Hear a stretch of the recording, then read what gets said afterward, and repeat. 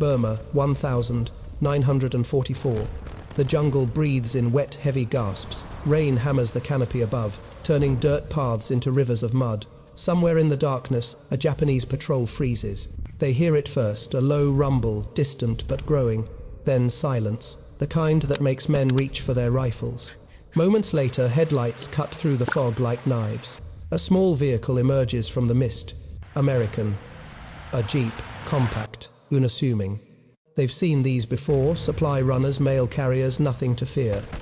But this one is different. Within seconds, the night explodes. Twin 50 caliber Brownings mounted on a rotating frame tear through the darkness with a sound like canvas ripping.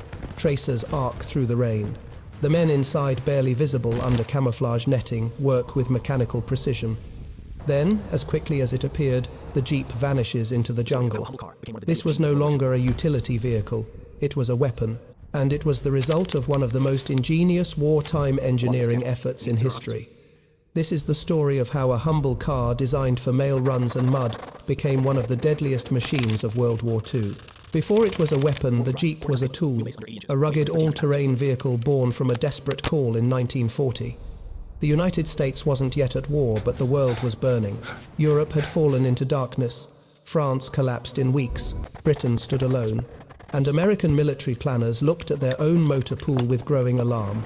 They needed something new, something that could go anywhere, carry anything, and survive everything. The specifications read like a fever dream: four-wheel drive, quarter-ton payload wheelbase, under 80 inches weight, under 1,300 pounds. Oh, and one more thing, they needed it in 49 days. 135 companies received the invitation. Only 2 responded seriously. Bantam, a struggling automaker in Butler, Pennsylvania, and Willys Overland in Toledo, Ohio. Bantam moved first. Their chief engineer, Carl Probst, worked around the clock. He sketched, calculated, redesigned. No time for prototypes or testing. No room for failure. On the 23rd of September 1940, a hand-built prototype rolled off the floor. It was driven overnight to Camp Holabird in Maryland. 70 hours of design. One desperate gamble. The Army put it through hell-steep grades, mud pits, obstacle courses that would break a normal car in minutes. The little Bantam took everything they threw at it and kept running. But Bantam couldn't mass-produce it. The contract went to Willys and Ford, whose combined industrial might created the Willys MB, the vehicle that would simply become known as the Jeep. By 1942, over 270,000 were rolling off American production lines, shipped to every theater.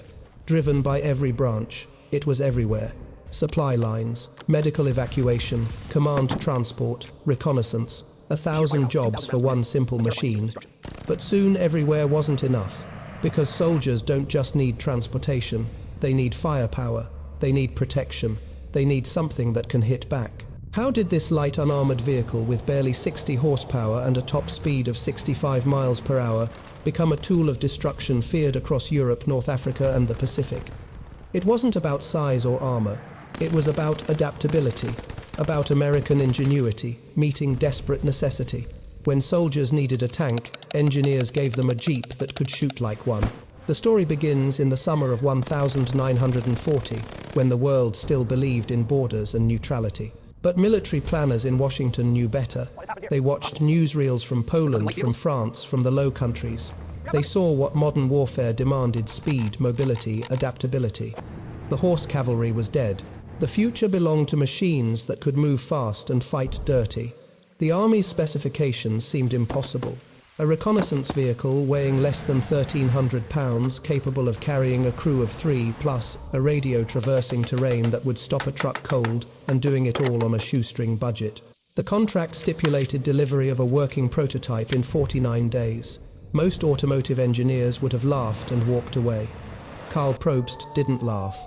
The freelance engineer had been brought in by the American Bantam Car Company, a small manufacturer in Pennsylvania that was hemorrhaging money and desperate for work. Probst had no office, no team, no resources beyond a drafting table, and his own stubborn brilliance. He worked 18-hour days, sketched components that had never existed before, calculated stress loads in his head while eating dinner. The Bantam prototype arrived at Camp Holabird on the 23rd of September, 1940. It looked like something cobbled together in a barn, angular, stripped down, almost childlike in its simplicity. Army testers regarded it with skepticism. They loaded it with sandbags, drove it up 45-degree inclines, buried it axle deep in mud, and ordered the driver to extract it without assistance. They waited for it to fail. It never did. The little Bantam clawed its way over obstacles that should have been impossible. It forded streams. It climbed hills that made observers wince. When the tests ended, the testers stood in silence. One officer walked around the vehicle slowly, running his hand along the hood. "Well, I'll be damned," he muttered. But victory came with a bitter twist. Bantam had proven the concept, but they lacked the manufacturing capacity to produce thousands of vehicles. The Army opened the design to competitive bidding. Willys Overland submitted a more powerful engine design, the Go Devil 4-cylinder, that produced 60 horsepower instead of Bantam's 45. Ford brought its legendary production capability to the table. By July 1940, one standardization settled on the Willys MB design to be produced by both Willys and Ford in staggering numbers. The production lines roared to life. Steel frames emerged from stamping presses every 80 seconds. Engines were assembled, tested, and mounted with mechanical precision. Paint barely had time to dry before the vehicles rolled onto transport ships. By the end of 1,942 Jeeps were landing on every continent where American forces operated. Soldiers took to them immediately. They weren't comfortable. The ride was bone-jarring. The seats were unpadded canvas, and the suspension transmitted every pebble and rut directly into your spine. But they were reliable. Indestructible even. You could flip one, right it, and drive away.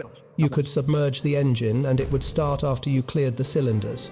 You could load it with twice its rated capacity and it would keep grinding forward. They called it the Blitz Buggy, the Peep, the Quad, the Puddle Jumper, but most often simply the Jeep, a name that came from slurring GP for general purpose, though the etymology remains disputed to this day.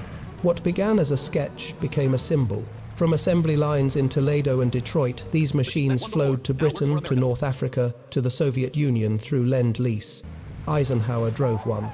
Patton stood in one to survey his advancing columns. MacArthur used one to wade ashore in the Philippines. But ubiquity brought new problems. The Jeep was everywhere, yes. It could go anywhere, true, but it couldn't fight, not yet. That transformation would come from the soldiers themselves, from mechanics working under fire, from field modifications that would turn a utility vehicle into something the designers never imagined. North Africa, 1942. The desert stretches endlessly in every direction, a landscape of heat, shimmer, and deception. American forces arrive with their shiny new Jeeps, fresh off the transport ships, painted in regulation olive drab.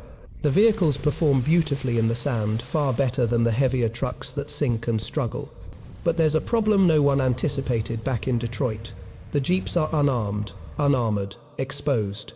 In the desert there are no trees, no buildings, no cover. Just open space where enemy aircraft can spot you from miles away, and enemy patrols can see your dust plume long before you see them. The first American convoys learn this lesson quickly.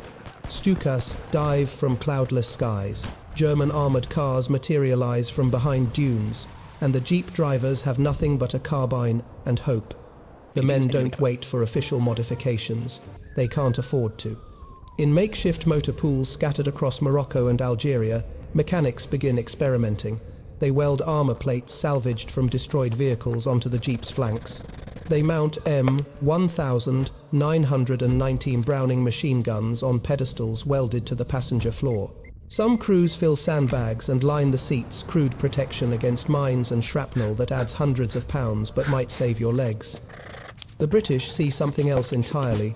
The Special Air Service, that collection of misfits and visionaries led by David Stirling, looks at the Jeep and sees potential, not as a transport, as a weapon platform. Stirling's vision is elegant in its brutality. Strip away everything unnecessary: windshields, doors, the canvas top. Add fuel, add water, add guns. The SAS begins mounting twin Vickers K machine guns on the rear, synchronized to fire together, capable of putting out over 2,000 rounds per minute. They add more guns to the front. They strap jerry cans to every available surface until the Jeep looks less like a vehicle and more like a rolling ammunition depot. These aren't defensive modifications. These are offensive weapons designed for raids deep behind enemy lines. The SAS doesn't patrol roads or escort convoys. They hunt. At night, columns of 6 or 12 gun jeeps navigate by compass and starlight, driving hundreds of miles into Axis-controlled territory. Their targets are airfields, supply dumps, communication posts, anywhere the enemy feels safe. The tactics are simple but devastating. The jeeps approach in darkness, engines barely idling. At a predetermined signal, they accelerate to full speed and open fire simultaneously. The combined firepower of 12 or 15 machine guns creates a wall of lead that shreds aircraft on the ground, ignites fuel stores, kills sentries before they can react. The raiders fire until their barrels glow red, then vanish back into the desert night, navigating by dead reckoning while enemy forces scramble in confusion. One raid on a Libyan airfield destroys 37 German aircraft in 15 minutes. The jeeps suffer no casualties. Another operation penetrates 300 miles behind the front lines, attacks multiple targets, and returns with intelligence that shifts the entire strategic picture. Rommel himself reportedly becomes obsessed with stopping these ghost raiders who appear from nowhere, strike with overwhelming force, and disappear before reinforcements arrive. In the vast North African theatre, where conventional forces struggle with supply lines and coordination, these tiny machines strike like ghosts. They don't hold territory, they don't fight pitched battles. They create chaos, destroy resources, and force the enemy to divert thousands of troops to guard installations that should be safe. The modifications spread through unofficial channels. American Rangers see what the SAS accomplished and begin their own experiments. Free French forces add their own variations.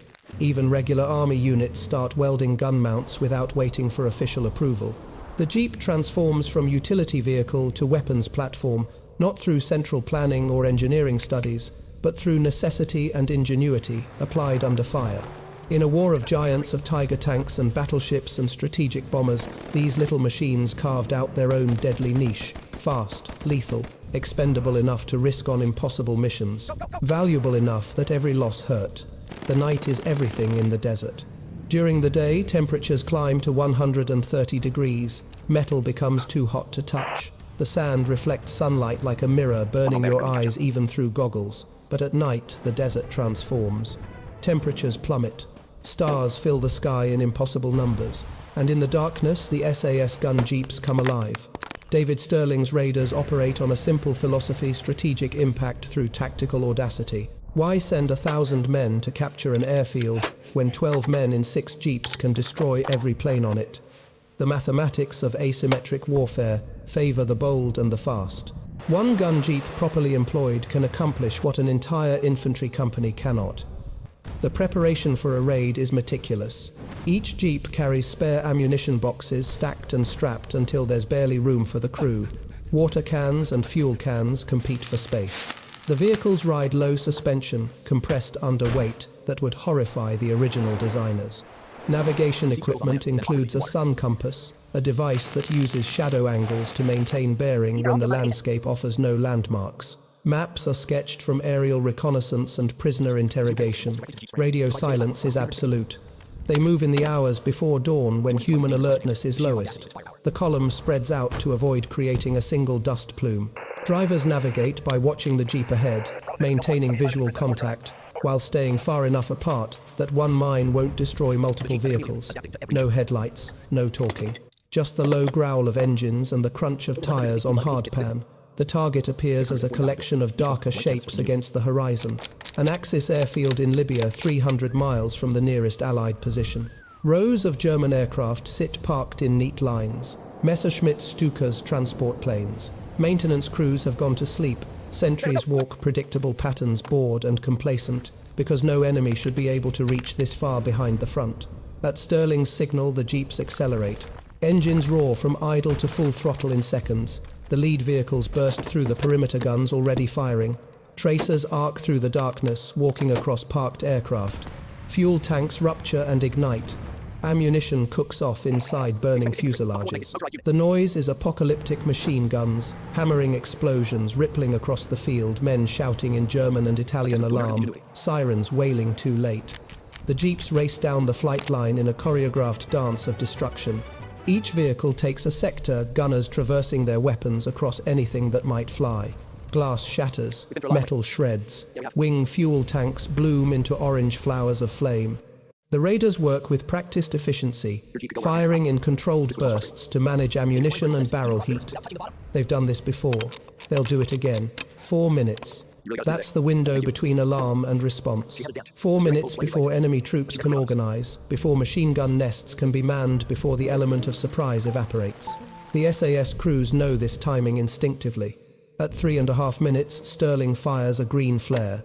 The jeeps pivot and accelerate toward the perimeter, still firing gunners, now facing backward to suppress pursuit. They disappear into the desert as suddenly as they appeared. Behind them, 30 aircraft burn. Fuel dumps send black smoke into the dawn sky. German officers will spend the morning counting losses and filing reports that sound like fabrications. An entire airfield attacked by what, a dozen light vehicles? Impossible. But the evidence smolders in the sand. The return journey is when vulnerability peaks. The jeeps are lighter now, ammunition expended, but they're also deep in enemy territory with alerted forces searching for them.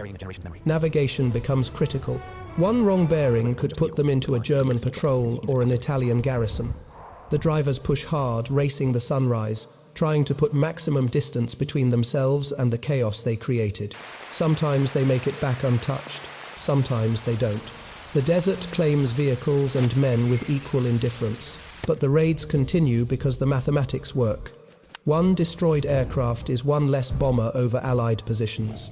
30 destroyed aircraft might mean a week's respite for ground forces. They weren't supposed to survive these missions, but the jeep gave them a chance. The Pacific Theater presents problems that North African sand never imagined. Jungle humidity rots canvas and corrodes metal overnight. Mud isn't just an obstacle. It's a living thing that swallows vehicles whole. Rivers appear where maps show dry land.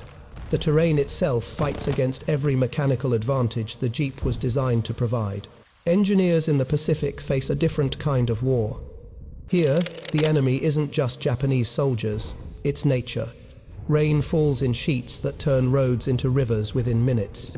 Vegetation grows so dense that visibility drops to arm's length. Temperature swings from baking heat to torrential downpour in hours. And everywhere the mud, thick, adhesive mud that clings to tires, clogs engines and stops convoys dead. The standard jeep modifications from Europe don't work here. Machine gun mounts are fine, but they mean nothing if you can't reach the battlefield. Armor is useless if the added weight buries you axle deep in muck.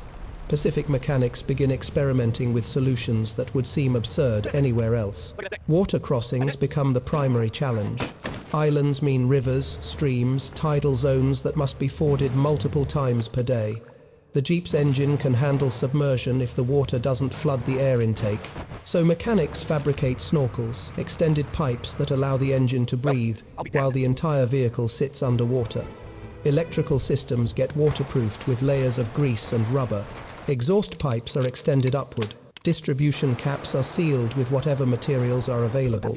The result is surreal. Jeeps disappearing completely beneath river surfaces, only the snorkel pipe and driver's head visible above the waterline, the vehicle crawling forward on the riverbed like some mechanical amphibian. It works. Not always, not reliably, but often enough that the modifications spread through Marine and Army units across the theater. Then there are the bunkers. Japanese defensive positions are nightmares of reinforced concrete interlocking fields of fire and fanatical defenders who won't surrender. Infantry assaults cost lives, measured in dozens per yard, gained. Someone suggests mounting flamethrowers on jeeps. The idea sounds insane until it works. The flamethrower jeep is exactly what it sounds like, a standard vehicle with a flame projector mounted on the front bumper and fuel tanks strapped to the rear. The theory is simple. Drive close to a bunker aperture, unleash liquid fire, incinerate everything inside. The practice is terrifying. The driver must approach within 50 feet of an enemy position, close enough that small arms fire can kill him easily, and hold position while the gunner operates the flamethrower. One hit to the fuel tanks and the entire jeep becomes a funeral pyre. But it works.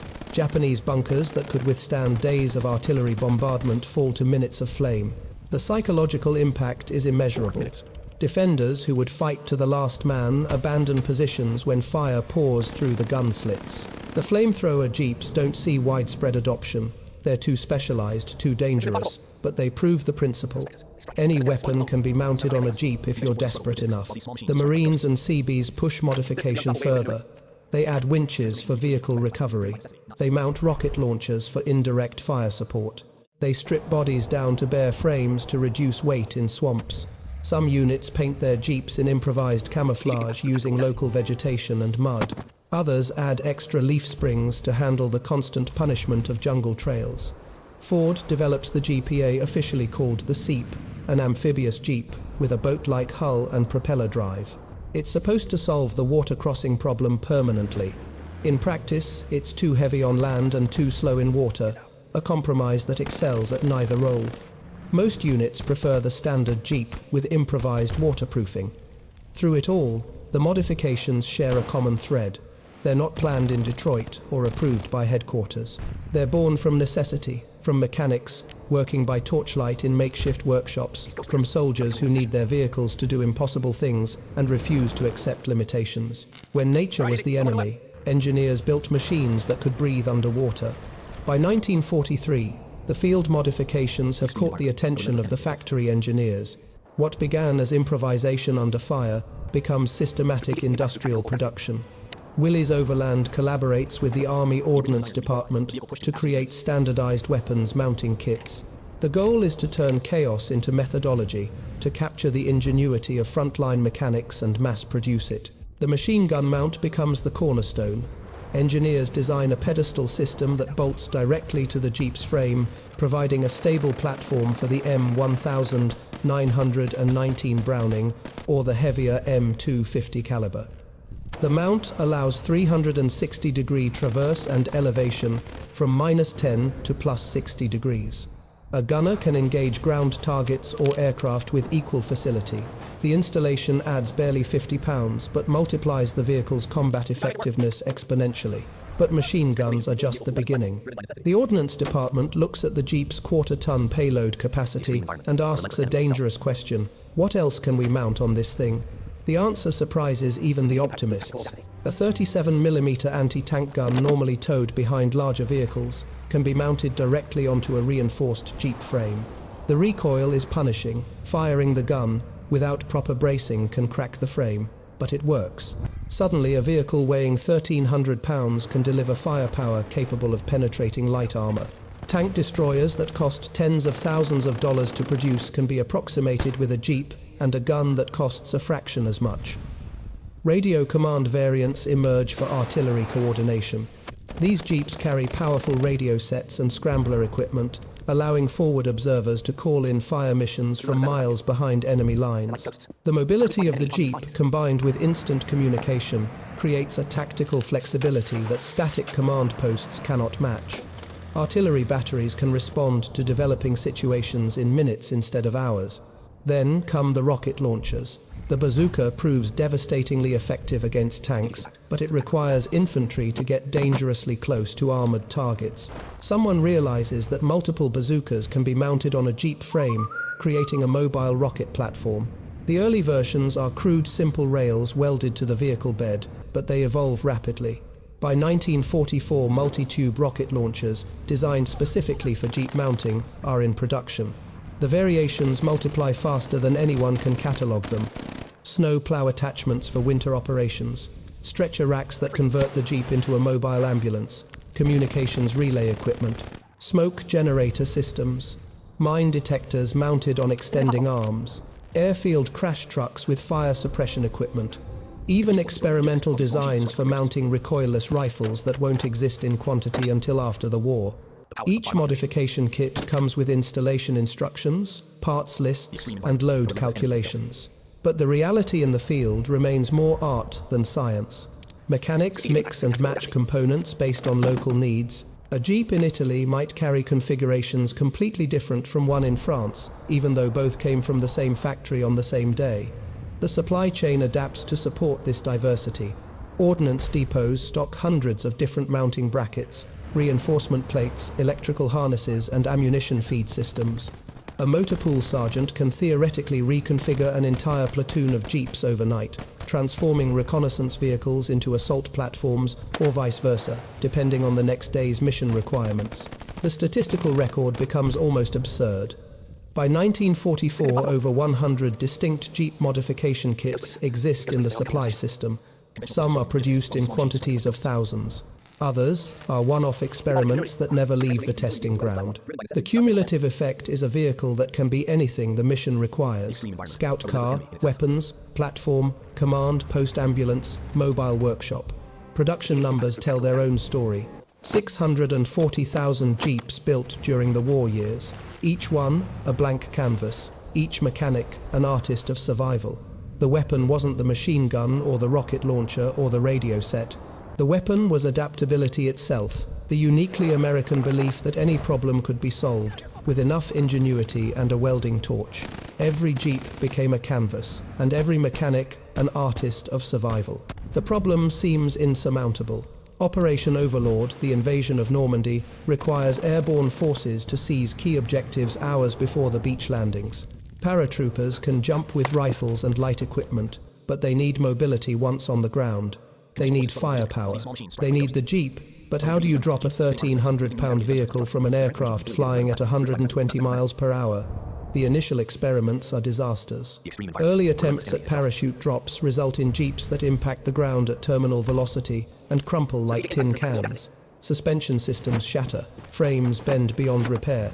Even when parachutes deploy properly, the violent oscillation during descent can tear the vehicle apart before it reaches the ground. Engineers calculate and recalculate. The physics seem unforgiving. The solution comes from an unexpected direction: gliders. The Waco CG-4A and British Horsa glider can carry cargo behind tow planes and land in occupied territory. They're fragile, essentially canvas and wood held together with hope, but they can deliver a jeep intact. The challenge is making the jeep fit. Airborne engineers redesign components with obsessive attention to weight and volume. The windshield frame becomes collapsible, folding flat against the hood. Steering columns are modified to disassemble without tools. Seats are designed to detach. Every bolt, every bracket is examined for potential weight reduction. Ounces matter when the difference between flying and crashing comes down to pounds. The result is the airborne jeep, a vehicle that can be partially disassembled in minutes and reassembled just as quickly. Paratroopers train on the procedure until they can break down and rebuild a jeep in darkness using only touch. The training is vital because the reassembly will happen under fire in the chaos of a night landing, with German forces converging on their position. June 5th, 1944. The night sky over the English Channel fills with aircraft. Among the waves of C-47 transports carrying paratroopers are the gliders, flimsy craft towed behind twin-engine bombers, each carrying a precious cargo. Inside, jeeps are lashed to the floor with chains and cables. Airborne troops sit pressed against the fuselage walls, praying the tow line holds, and the pilots can find the landing zones. The gliders release over Normandy and begin their descent. There's no sound except wind rushing past canvas and the occasional stutter of anti-aircraft fire. No second chances, no go-arounds. The pilots aim for fields identified in reconnaissance photos and hope the intelligence is current that the Germans haven't planted obstacles or flooded the terrain. Impact is violent. Gliders hit Earth at 60 miles per hour, skidding across grass and mud, ploughing through hedgerows, sometimes cartwheeling when a wing catches an obstacle. Wood splinters, canvas tears. Men are thrown against bulkheads. But the jeeps secured in their cradles survive more often than not. The airborne troops work with frantic speed. Release the chains, unfold the windshield, connect the steering column, check the engine. Load the weapons. A .50 caliber machine gun is already mounted, ammunition boxes stacked and ready.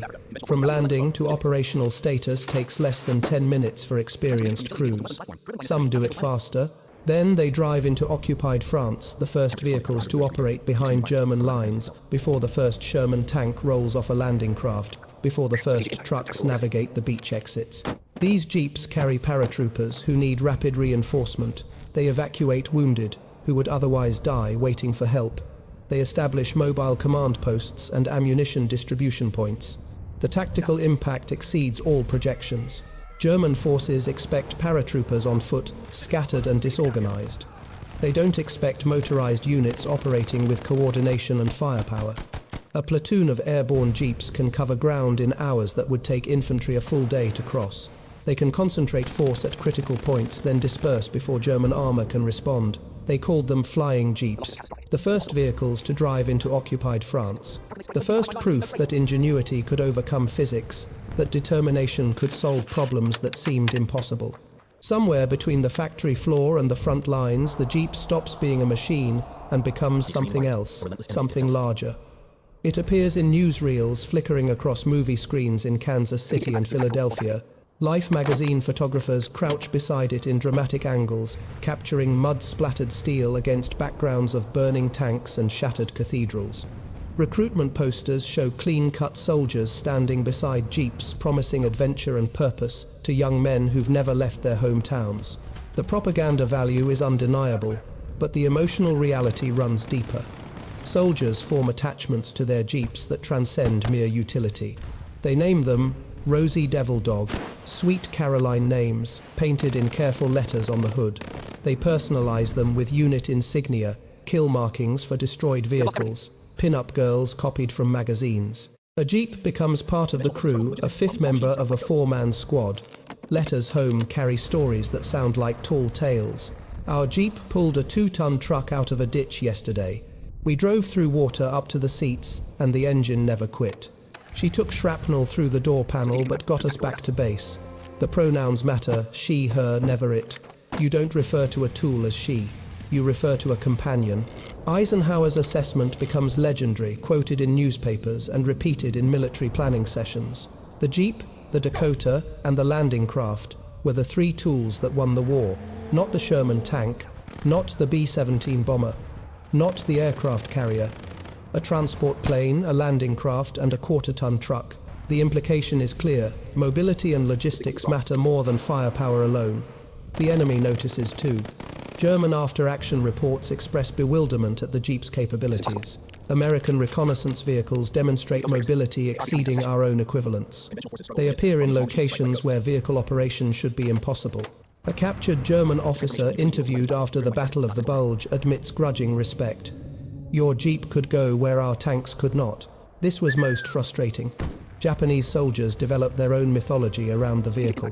Stories circulate of American jeeps climbing vertical cliffs, crossing rivers without bridges, appearing behind Japanese lines like ghosts. Some of these stories are exaggerations born from fear and confusion. Others are understated. The jeep's actual capabilities often exceed what seems plausible, but the deepest bond forms between driver and machine in quiet moments. A mechanic works past midnight by flashlight, replacing a damaged axle, because his squad needs their Jeep operational for tomorrow's mission. A driver pats the hood after a particularly brutal day, whispering thanks to metal and rubber that have no ears to hear. Men share cigarettes while sitting on a Jeep's hood watching sunset over devastated landscapes, finding brief peace in the presence of something reliable. Veterans will remember specific Jeeps decades later with clarity they can't summon for human faces. She had a dent in the left fender from where we hit a fence post outside Bastogne. The steering pulled slightly right because of bent tie rods we never properly fixed. Second gear ground unless you double clutched. But she never quit on us. Not once. This emotional attachment serves a purpose beyond sentimentality. In a war where death comes randomly and meaninglessly, where friends vanish in explosions or sniper fire, the Jeep represents constancy. You maintain it properly, and it maintains you. The equation is simple and fair in ways that combat never is. It wasn't just steel and rubber, it was freedom on wheels. It was the promise that you could go anywhere, survive anything, bring your brothers home. It was proof that American industrial might could produce not just weapons but hope. The war ends in stages. Europe first, then the Pacific. And suddenly thousands of Jeeps sit idle in motor pools from Manila to Munich. Their purpose evaporated with the last surrender signature. The army faces a logistical nightmare. What do you do with 640,000 vehicles you no longer need? Some are abandoned where they sit too expensive to ship home, left to rust in fields that so recently ran with blood. Photographs from 1946 show acres of Jeeps parked in perfect rows, waiting for a future that will never come. Local populations scavenge them for parts, for transportation, for farm equipment. In Greece and Italy and the Philippines, former military jeeps become taxis, delivery trucks, family cars. But many come home. The War Assets Administration declares them surplus and sells them to American civilians for a few $100s each. Veterans returning to a country they barely recognize see familiar shapes in used car lots and feel something stir. That Jeep right there, or one exactly like it, carried them through France, pulled them from mud in Belgium, evacuated their wounded squad mate in the Ardennes. They buy them, take them to farms in Iowa and ranches in Montana and construction sites in California. The Jeep designed for war transitions seamlessly to peace. It plows fields, hauls timber, traverses mountain roads that would stop civilian cars cold. Rural mail carriers use them. Park rangers patrol wilderness areas in them.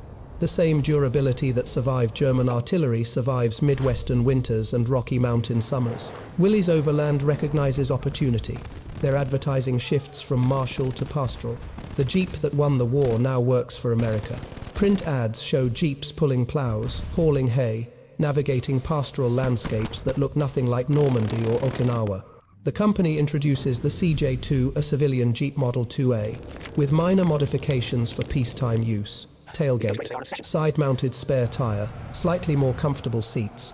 The essential DNA remains unchanged. The civilian market explodes. Farmers who couldn't afford tractors buy Jeeps and adapt them with power takeoffs for driving farm equipment. Hunters and fishermen discover they can reach places previously accessible only by foot or horse. The American love affair with off-roading begins here, in these surplus military vehicles that promise adventure and capability. Other manufacturers take notice.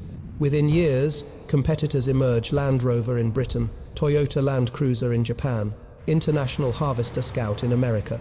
They all borrow from the Jeep's fundamental design principles. Four-wheel drive, high ground clearance, simple mechanics that can be repaired without specialized tools. The entire SUV industry traces its lineage to this one military vehicle. But the veterans who drive these civilian Jeeps carry memories that no marketing campaign can capture. They remember what these machines meant in contexts where survival measured in minutes. They remember friends who didn't come home, but whose last ride was in a Jeep exactly like this one. The transition from weapon to tool doesn't erase history, it carries it forward.